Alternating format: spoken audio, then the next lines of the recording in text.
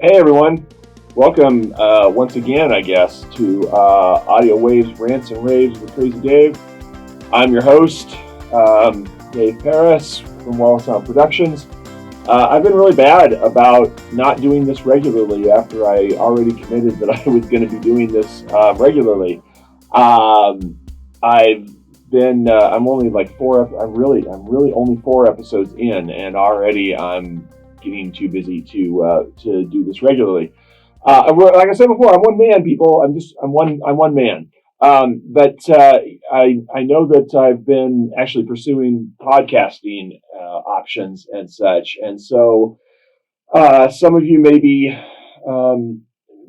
getting this through Spotify now and some other platforms as I'm getting that expanded and getting out into this crazy internet that all the kids are using nowadays. But I was hoping that I could have like a podcast version of the audio only version. I figured that might sell better. I think I got a great face for radio, but it looks literally like they're using the video options as much as possible and just stripping sound where applicable. So I apologize for those of you that actually do have to look at me, at least until I get to my summer weight.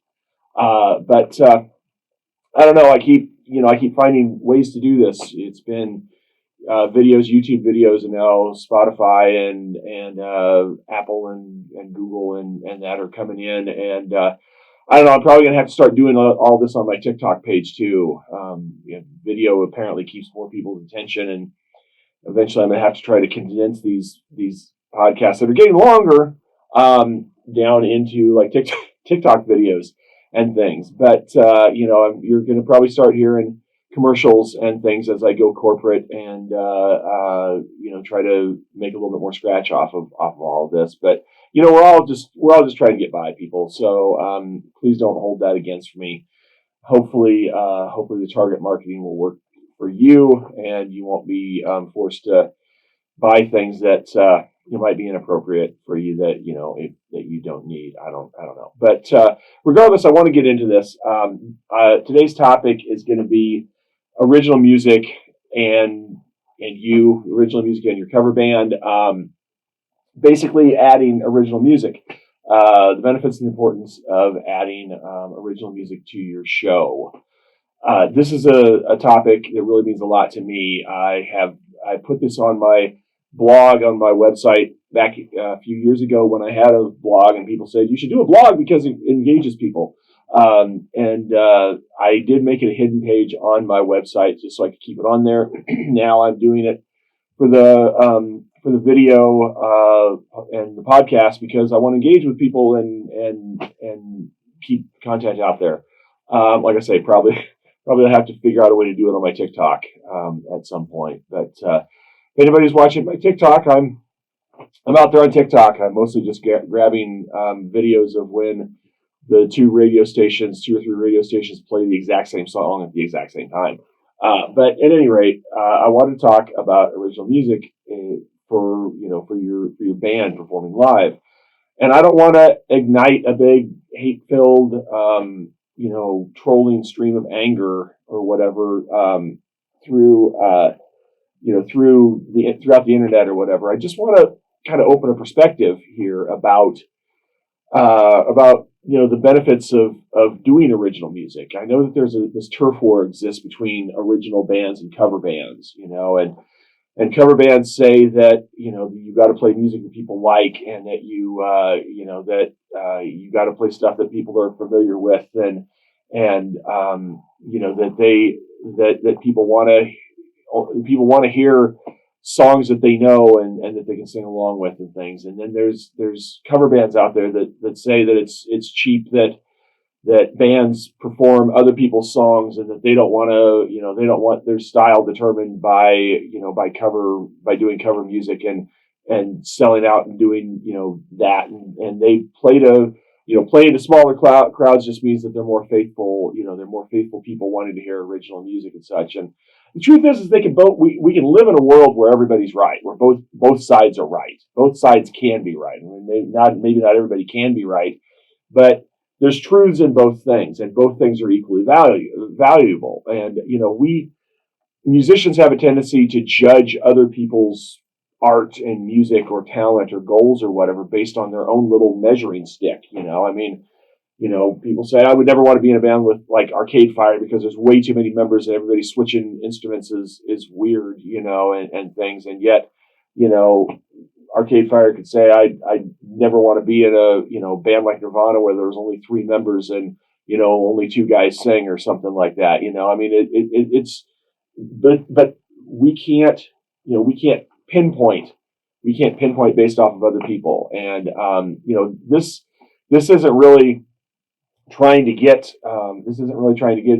any fights started, but I did want to kind of address the opportunities of or advantages of using using original music. So the thing that I often hear is that crowds don't want to hear original music, and every weekend you can go out and you can go see a local band. You can be sure that you're going to hear Jesse's Girl and Peaceful Easy Feeling or Don't Stop Believing, and all these other classics that every band plays and every audience seems to want to hear for reasons that they no longer remember. But working cover bands, they want to please audiences, and they're in tune with what the crowds want to hear. And they often make the point that playing music people want to hear gets you steady gigs and gets you the most pay. And there's truth to that. But established bands with solid fan bases are really missing out of opportunities to to get a little bit of additional revenue, while we're really making a big investment in their own creativity and their fans. And kind of what I'm talking about is like performance royalties. Okay, I'm a licensed songwriter, and when I perform in certain licensed venues, I get a little bit of a kickback. I get a little bit of a financial payment for that. I mean, it could be anywhere in open mics to clubs, churches, the Colonel's baseball stadium that I played. So you get royalty payments for these venues that you play. I mean, and honestly, for weekend warriors, the payout is really kind of dismal, but it's still worth it, especially if you're in a band that plays regularly, to sizable crowds. But so like here's the gist. Okay, so most venues have to pay a fee for performance rights to performance rights management companies. Those are like ASCAP, or BMI, or CSAC. Okay, and these are they're usually based, the fees that the venues pay are based off of the size and their market and all these things. And so as a licensed songwriter, you can register your songs with these organizations. All right. And then after your performance, when you go out and play a show, you can go to their website and you submit your set list of all the songs that you've played, and give the performance details and such. Then you'll end up getting a payout based on the calculations for that certain time period, like quarterly, per year or something like that. It can be a small ROI, but you're getting your creativity, you're getting your music out, your original work out to your fans, and you are getting a little bit for it. Okay, so if you're doing a couple of songs, a couple of your own original songs, the best comparison I can make is that it'd be like about almost the price of gas, or about half a tank of gas or whatever. Okay, in a small club, host live music regularly, you might get a payout to a little bit under a gallon of gas or something, or maybe a small or medium coffee at one of your corporate coffee houses that we frequent. I mean, it's really not much, but think about this. Let's say that your band plays out 2 nights a week. And every show you do 2 originals. Okay. So you'll earn, per show about as much as, a gallon of gas per show. 2 nights a week, maybe 2 gallons of gas. Okay. If you're playing coffee houses by yourself, same type of thing. Okay. It's a small amount of revenue for your set, but you don't have to do much to really earn that. Okay. Except write a couple of songs. And you'll probably earn, you probably earn less on your monthly interest rate, at your bank than you do, playing your original songs at these venues. Okay. If you're streaming, and you're monetizing through, streaming over the internet, that's like 1/100th of a cent, so, in your digital playlists, your songs are earning considerably less than when you're playing them live. Okay. And over time, this does add up. I mean, it's a little bit of additional income, and you get to do some of your songs live. Okay. Now, the performance royalties, they're paid out in a variety of locales and settings. And so, a lot of the places that you're probably playing are probably paying into these, and the amount varies, per venue, per size, per, crowd size and everything. I mean, but you can report open mics and jam sessions, at registered locations. It's a negligible amount, but, when my band played the big sports arena here, we were getting paid, we got a payout of about, like 3 gallons of gas per song, and we did all original material. Okay. So, if you have, if you have an original song and you have it recorded, it's going to give you more opportunities. It's called in business is, diversification. Okay. You can, with your recorded song, you can stream it for monetization, like I said, which is, kind of a joke, but, it's a little bit, but, it gets your fans listening to your music, in music that they're already listening to. So that if they're adding you to the playlists of of their favorite bands, you're getting played, they might be playing your set list, on their phone, and they're still playing your music in there as well. Okay. And nowadays video is kind of standard. I mean, obviously I went from writing a blog to doing a video show or whatever.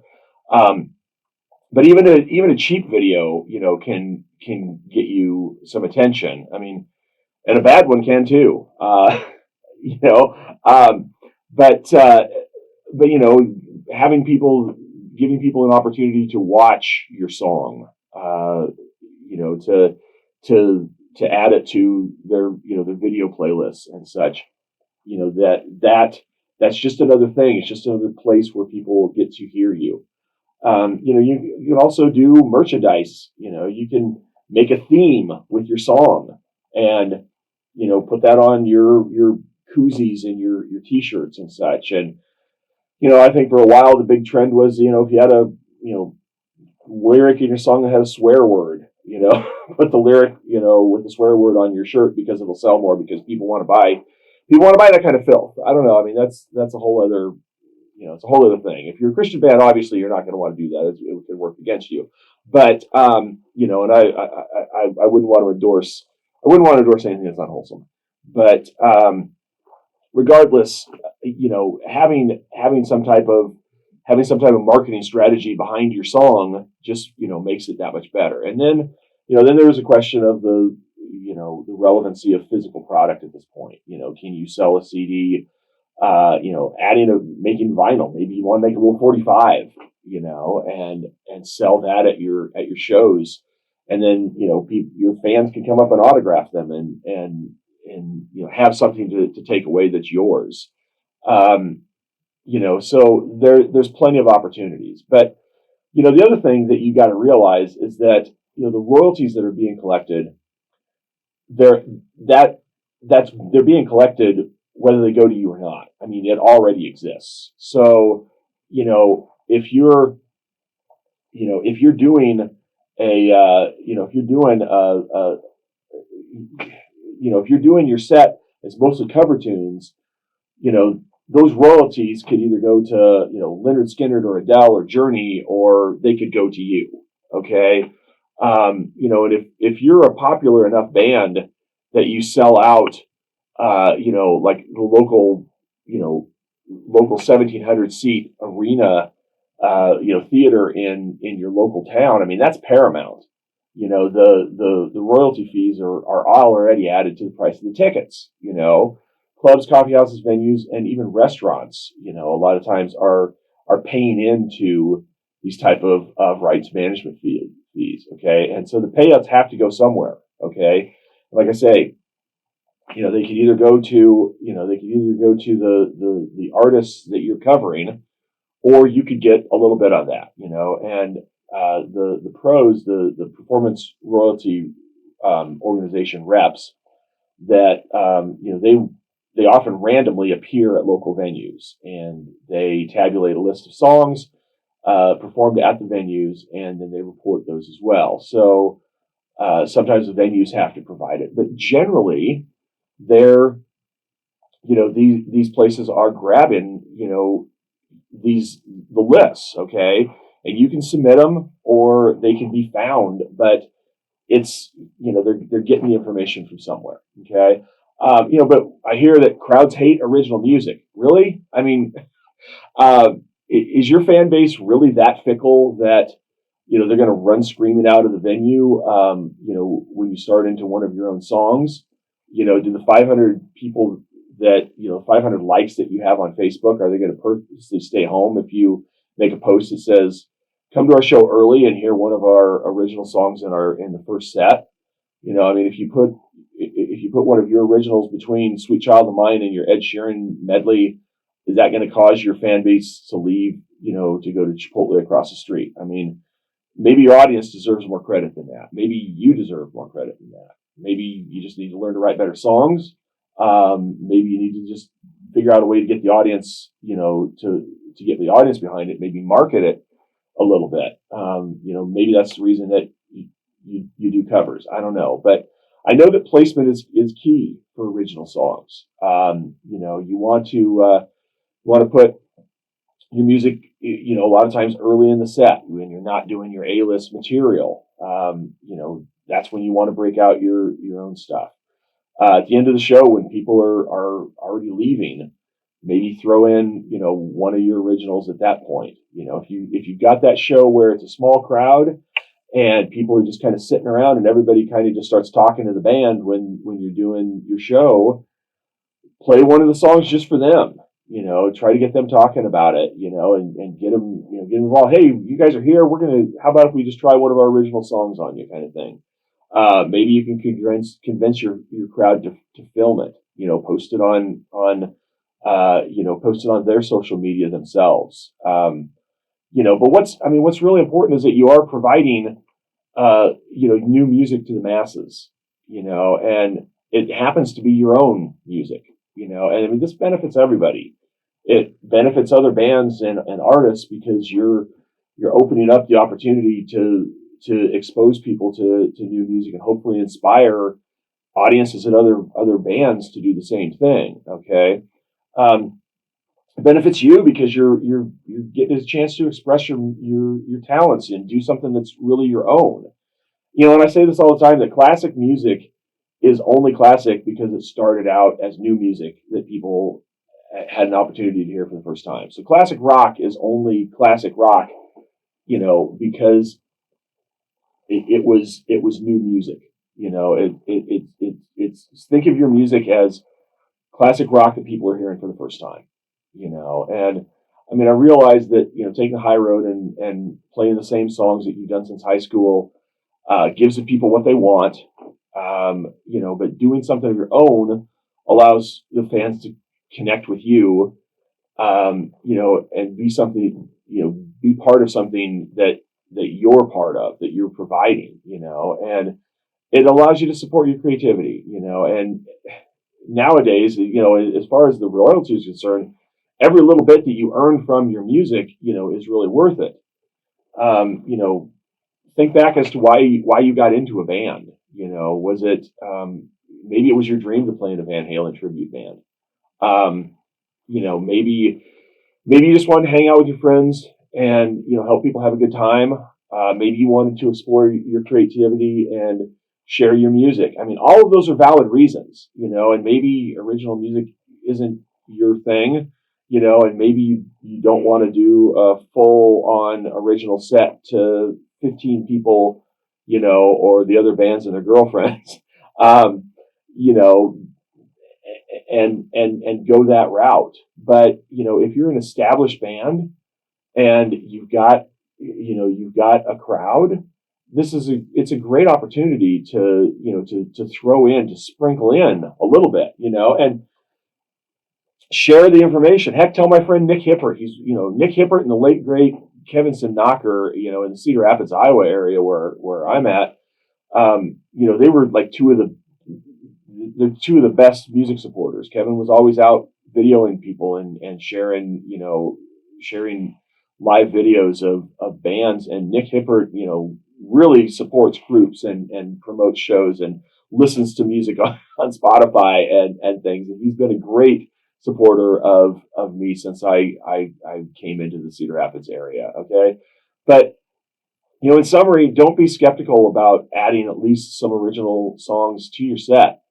You can make a little bit of cash for it, and if done right, your fans are going to embrace it, and that little bit adds up and can be diversified. And, you can always go back and learn another Black Keys song or add that to your set instead.